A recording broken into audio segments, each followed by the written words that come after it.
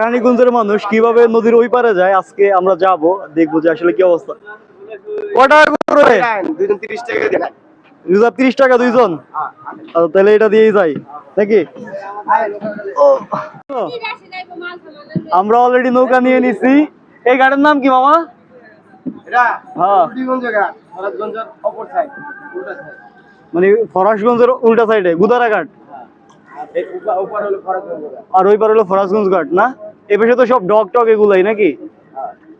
আচ্ছা, এই পারে থেকে ওই পারে যাইতেছি। জনপ্রতি হলো মানে রিজার্ভ নিলে 30 টাকা, আর এমনি জনপ্রতি 10 টাকা নাকি? জনপ্রতি কয়জন নেন আপনারা? জনপ্রতিও 3 জন নেন, 3 জন নিয়ে ওই পারে যান। এই যে সারি সারি নৌকা গুলা সাজানো আছে। আসলে সেতু তো অনেক দূরে, সেই বাবুবাজার ব্রিজ নয়তো ওই পাশে পোস্তখোলা ব্রিজ, ঠিক আছে? তো এই দুইটা ব্রিজ তো অনেক দূরে, আর এই দিক দিয়ে যারা এই পাশ থেকে ওই পাশে যাবে তাদের যাতায়াতের মাধ্যম কি? তাদের যাতায়াতের মাধ্যম হচ্ছে যে নৌকা। এই নৌকা দিয়ে এই পার থেকে ওই পারে যাবে। আর সিঙ্গেল প্রতিবার গেলে হচ্ছে 10 টাকা করে দিতে হবে। আর রিজার্ভ নিলে যদি কেউ যদি একটু বিলাসিতা চায়, সেক্ষেত্রে দেওয়া লাগবে 30 টাকা করে, অর্থাৎ যাইতে 30 আসতে 30, 60 টাকা। এই তো আসলে এইভাবেই যারা রানীগঞ্জের বাসিন্দা আছে তাদের যদি সদরঘাট বা ওই পারে যাওয়া লাগে, সেক্ষেত্রে তারা এই ধরনের নৌকাগুলো দিয়ে যেয়ে থাকে আর কি।